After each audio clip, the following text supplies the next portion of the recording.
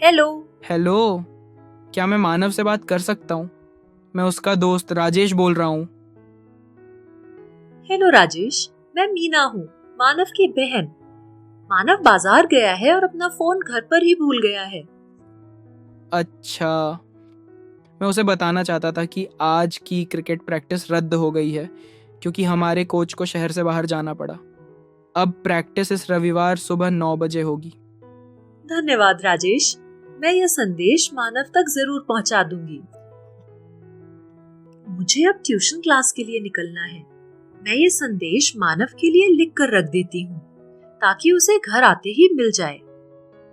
चलो देखते हैं उसने अपना संदेश कैसे लिखा। सबसे पहले मीना ने एक कागज के बाएं तरफ डेट यानी तारीख और टाइम यानी समय लिखा। फिर उसने डियर मानव लिखा। अगली पंक्ति में उसने राजेश द्वारा दिया गया मैसेज अंग्रेजी में लिखा। Rajesh called while you were at the market. He informed that the coach had to go out of town. So today's cricket practice is cancelled. Rajesh ने तब फोन किया जब आप बाजार में थे। उसने बताया कि कोच को शहर से बाहर जाना पड़ा, इसलिए आज की क्रिकेट प्रैक्टिस रद्द कर दी गई है। मुख्य जानकारी में उसने लिखा, practice will now happen this Sunday at 9 AM. अब प्रैक्टिस इस रविवार सुबह 9 बजे होगी। अंत में उसने अपना नाम लिखा, मीना। अपना मैसेज लिखने के बाद मीना ने चारों ओर एक बॉर्डर बनाई। ध्यान रखें, परीक्षा में ऐसा ही संवाद आ सकता है। सही फॉर्मेट और नाम लिखकर आप आसानी से 2 अंक पा सकते हैं। परीक्षा में संदेश लिखने से पहले आप एक रफ पेज पर माइंड मैप बना सकते हैं, जिससे लिखना आसान हो जाता है। उसने इन सवालों के जवाब दिए। संदेश किसके लिए है? मानव के लिए। प्रश्न में महत्वपूर्ण शब्द कौन से हैं? Rajesh, cricket practice is cancelled, coach had to go out of town, practice is now this Sunday at 9 AM. संदेश कौन लिख रहा है? मीना। अब हम फॉर्मेट पर नजर डालते हैं।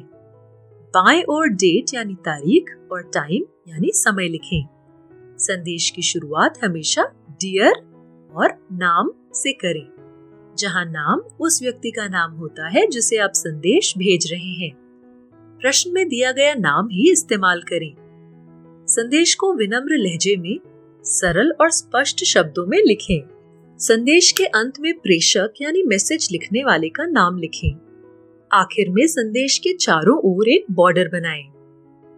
संदेश लेखन के लिए सुझाव, tips for message writing. Question paper में दी गई बातचीत को ध्यान से पढ़ें। संदेश लिखने के बाद याद से चारों ओर बॉर्डर बनाएं। संदेश को 3 से 4 वाक्यों में लिखने की कोशिश करें। स्पष्टता के लिए छोटे वाक्यों का उपयोग करें। अच्छा लिखने के लिए अपने माइंड मैप का संदर्भ लेना न भूलें। चलिए अभ्यास करते हैं। यहाँ कुछ विषय दिए गए हैं जिनका उपयोग आप मैसेज लिखने का अभ्यास करने के लिए कर सकते हैं। Your sister is not home. Her friend Anita called and invited her to a birthday party at 6 PM tomorrow. Write a short message for your sister. आपकी बहन घर पर नहीं है। उसकी दोस्त अनीता ने कॉल करके उसे कल शाम 6 बजे की बर्थडे पार्टी के लिए बुलाया है। अपनी बहन के लिए एक छोटा संदेश लिखिए। Your mother is not home. Mrs. Gupta called and said she has an urgent message. She wants your mother to call her soon. Write a short message for your mother. आपकी माँ घर पर नहीं है। श्रीमती गुप्ता ने फोन किया और कहा कि उनके पास जरूरी संदेश है। माँ को जल्दी फोन करने को कहा। माँ के लिए एक छोटा संदेश लिखिए। बस बताए गए स्टेप्स फॉलो करें और अच्छी तरह संदेश लिखें। फिर मिलते हैं अगली बार एक नए वीडियो के साथ।